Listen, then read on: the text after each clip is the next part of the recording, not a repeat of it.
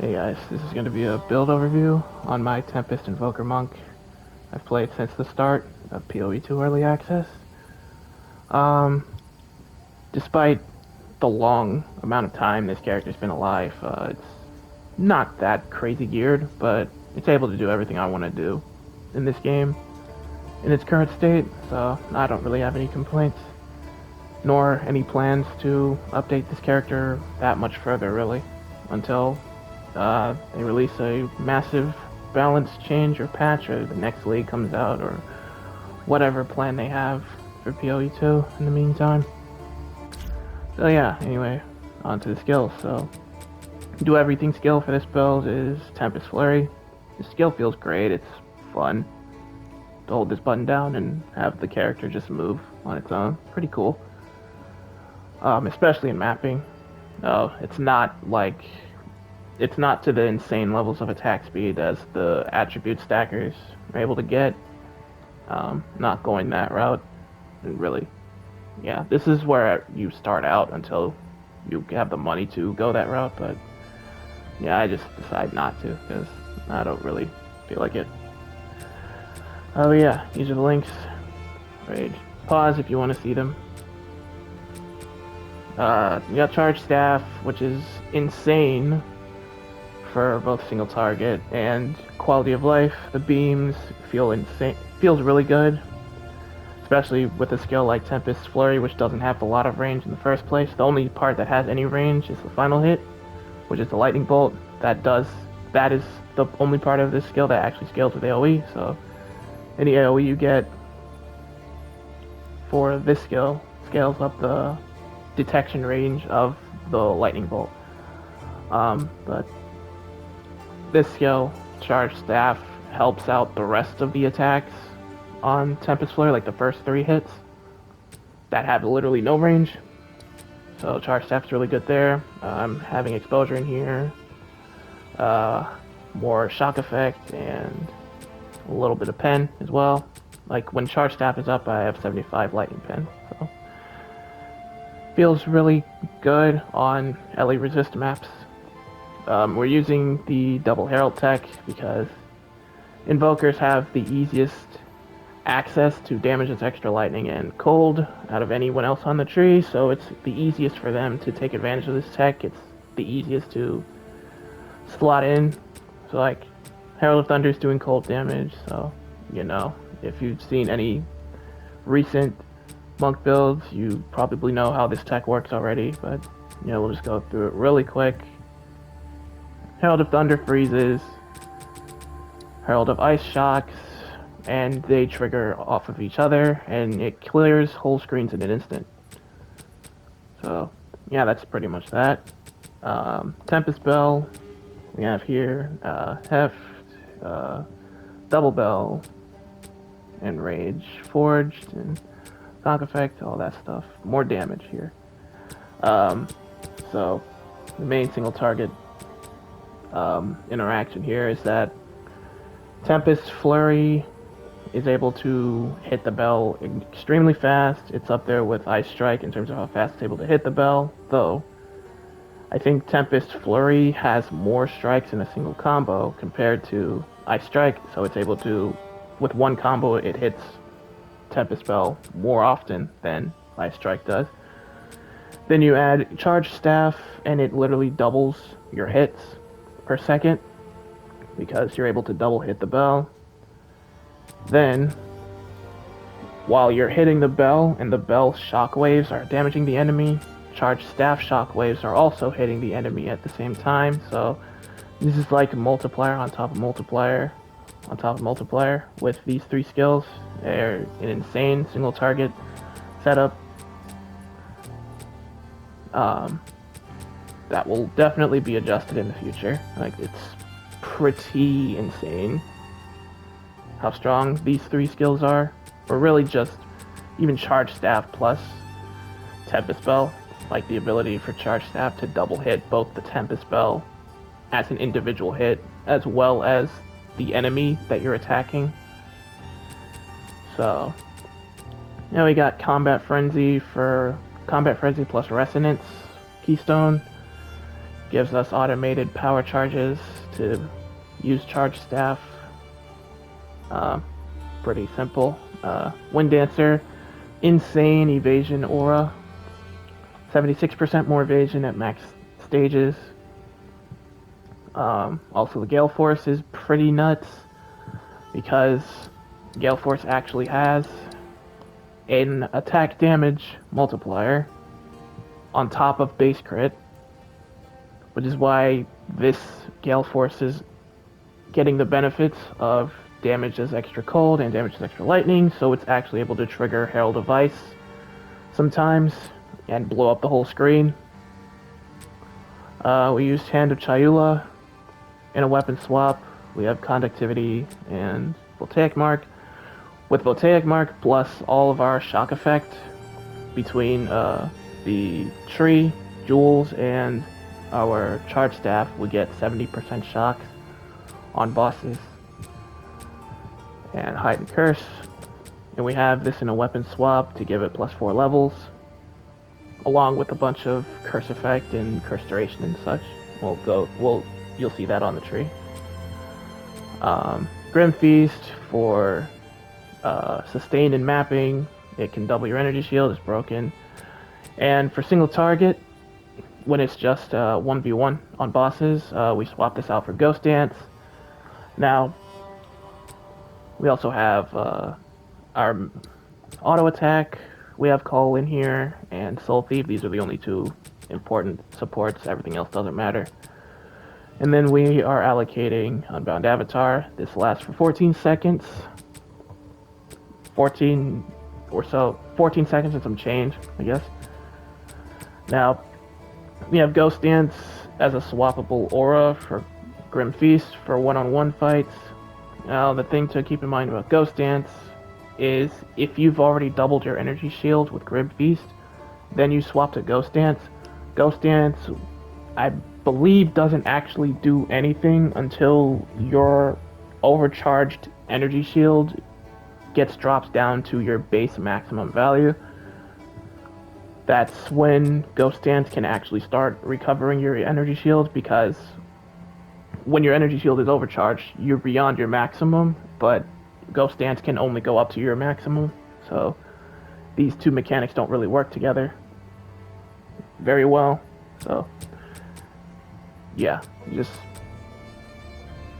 Ghost Dance doesn't work until your overcharged ES is gone. So that's the big main thing there. Okay, that's the skills, so let's go to the tree. Alright, so on the tree, this tree is pretty simple. The Ascendancy, we're taking I Am Thunder, I Am Blizzard, and I Shall Rage, and Lead Me Through Grace. These two double damages extra. Really, really powerful on top of the additional effects like Chilled Ground and Shock Ground. Very nice for consistent ailment application. This is a fun button to press. And honestly, even on bosses, this is actually pretty quick to stack up since you're always constantly hitting the bell and applying ailments to the bell. So you'll actually get this more often than you think. But we also have a ton of damage even without using this, that you usually end up using this once at the start of the fight. And then by the time you build up a second one, the boss is dead already. So this is kind of a floater point in my case. Like, I could go here if I wanted to, but I'm not really investing that much into crit. I could go meditate, and this is probably the best choice I could go with. Like, meditate, just having doubling of energy shield on demand whenever I want. On a cooldown though, but that's all fine. With this Lead Me Through Grace, I have, like, with my current body armor, I have 247 spirit, as you see. This is a pretty good body armor.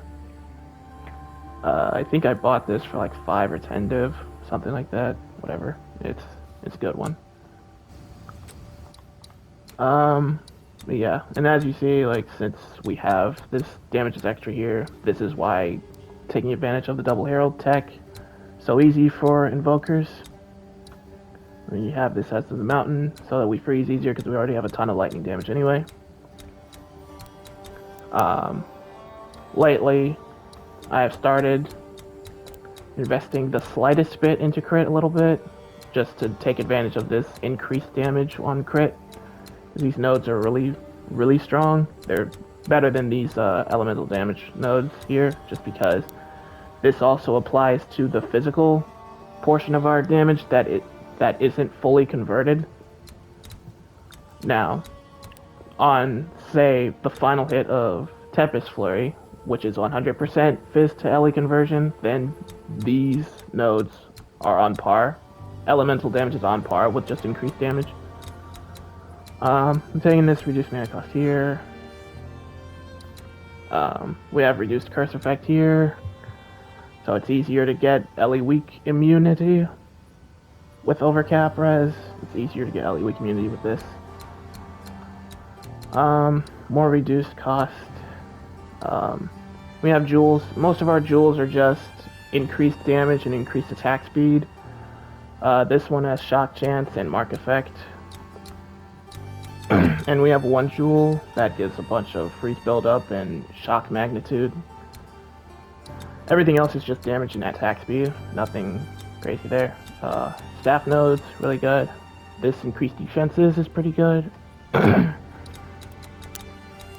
So weapon swap 1 is our main weapon, where we've got just some extra increased damage and such. We've got some pen, shock, and chill magnitude here. We have this node as well on a weapon swap. If you've played PoE1, you may recognize this line from the unique ring, the Taming. It's the same line as that ring, and does the same thing. So yeah, we're taking that. We have Wildstorm, really strong lightning damage node, pen here, and crit chance for exposure. And now for our weapon swap. Man, that was slow. But yeah, it's just a bunch of curse duration, curse effect, and yeah, curse effect here. And this node on dash skills feels really good. Like in a boss fight, say like Xecht or something, Xecht can be close to the edge of your screen and you'll still be able to dash to it with that increased maximum dash distance.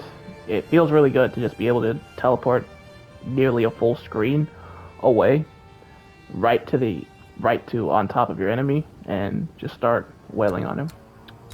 So yeah, this area is nice, just some attack speed, makes the attack faster. This unarmed AoE is not really that crazy, but the unarmed attack speed is nice. So yeah, that's, I mean, we got Subterfuge, Blind, and Dex. Attack speed per Dex, this is pretty straightforward. The rest of the tree is pretty straightforward, it's nothing crazy special or anything. So that's the tree. Now for the gear. So I started with this staff, and started quote unquote. This is the staff I had before I upgraded to this staff. The staff is actually, it feels pretty good. Like, it's really high attack speed. And by the way, I bought this non-corrupted for like 4 div. Then I corrupted it and got 6% increased attack speed, so pretty lucky corruption there. Yeah, like 1.96 attacks per second base is, it's pretty good. Yeah, it's pretty decent staff, pretty good. Then we've got this weapon swap staff, which the only important line on this is +4 to level of melee skill gems, well, melee skills. This basically amounts to +2 to mark and curse effect for Hand of Chayula. I figured I'd just use this since I can, and the extra mana doesn't feel that bad. I think attack speed as an extra suffix would probably be, it might be better overall than plus levels, but just because the attack will come out faster. But look, it's a benefit to Hand of Shadowless, so why not? These gloves, just rarity, res, and attack speed, and ES plus life. Very good rings, res, life, and flat damage. This is a really good one. I ID'd this one, so I can't put a price on this off the top of my head, but I'd assume something like 10 divine at least. I bought this ring for like 2. Pretty decent amulet. It just solves my strength requirements and all of my attribute requirements. Got some extra ES, life, res, and I'm anointing lightning rod. Since we're not going into crit that much, we're just going enough to have near 100% uptime on the increased damage buffs, which amount to something like 108% increased. Well, actually, it's 106% increased damage if you've landed a crit in the last 4 seconds. We land crits pretty often since we're hitting a lot with Tempest spell and charge staff and all that, so you can assume that it has pretty much 100% uptime on single target. So yeah, when we're not critting, we have lucky lightning damage, so that's pretty good. Res, rarity, ES, and res, that's about it. We have an Ingenuity here, which is pretty good. I don't feel like it's that necessary, but it is an upgrade. Like, taking this off would be... Well, you take this off, it's like 17% less damage, or something like that. And decent movement speed boots, res rarity, and freeze duration. I think reduced freeze duration, if you don't already have really high freeze threshold on your character, having this reduced freeze duration is really, really nice, because this makes freezes that usually last 4 seconds last like 1.6 seconds. So it is really nice on characters that don't have a lot of freeze resistance. I'm trying this 90% increased recovery when on low mana prefix for the mana flask. I think it works pretty alright, but I don't know, maybe it's bugged. It's kind of hard to judge its effectiveness, but I haven't really paid that much attention. I'm just using this because theoretically this should be the best one, since I'm only ever using this flask on low mana, and this is nearly doubling the amount of mana I'm getting when I use it on low mana, so... And it's just your standard life flask, it's no biggie. Stun charm and freeze charm if I do a map with increased freeze buildup or something. And now I have these Hands of Wisdom in action as a swap whenever I do pinnacle bosses like T4 Xecht. I swap to these, and yeah, as you can see, I only have like bare minimum amount of attributes necessary to be able to equip everything and all my gems and such. And putting these gloves on gives me like, it's like over 20% more damage. Yeah, it's like over 20% more damage just swapping these gloves on. So yeah, they are broken even if you're not attribute stacking. I can see them cutting the scaling in half for sure. But yeah, that's what I use for bossing. Yeah, other than that, it's just these rarity gloves, and I use these when I boss as well because it has more ES. But I also have this swappable amulet anointed with self-mortification if I ever get maps that have increased stun buildup. 20% of energy shield adds additional stun threshold and more stun threshold on full life. So this is definitely more stun resistant. Feels better having this than not having this on stun buildup maps. All this other gear is like gear that I had before I put all this other gear on. Like, this was the staff I was using before. Like, it's quite a bit worse. These were the rings I was using before. These were just res and rarity and life and res and such. And this was the belt I was using before, Ingenuity. And this is basically a 4-mod belt. Like, the life regen is pretty useless at that low value, and thorns, like, low. But yeah, I think even now this belt has some value just because it gives you additional power on flask passive regeneration on the charges. Like, you regenerate your charges faster with a fine belt. I think that alone makes fine belts have pretty good value, even in the face of Ingenuity. Of course, Ingenuity is still just the best in slot if you have really good breach rings, but if you don't have really good breach rings, fine belt is totally fine to use. You don't need Ingenuity. Ingenuity, it's just giving me a ton of flat damage and a ton of res and such. Like, I've built my character in a way to where if I don't use Ingenuity, I don't have enough res to be fully capped on everywhere. But yeah, if you don't build like that, you could totally just use any build you want.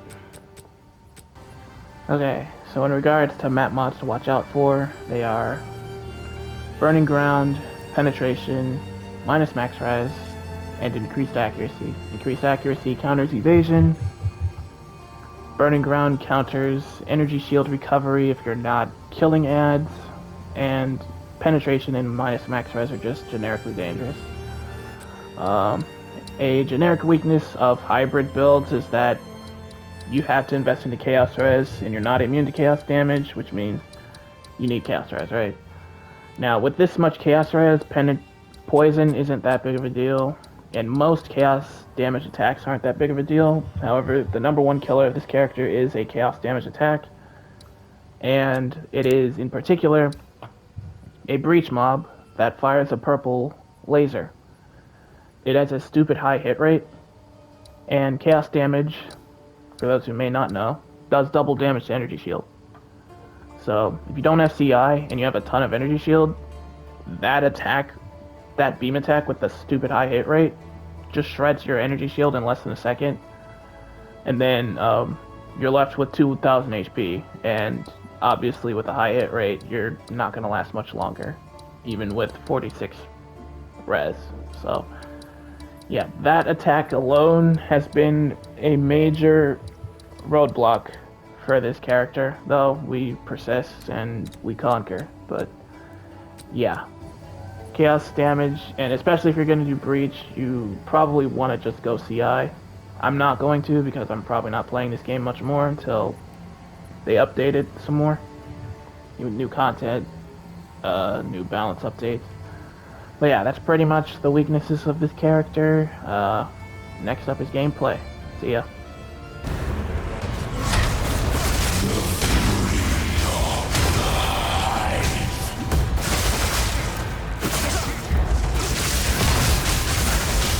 The abyss knocks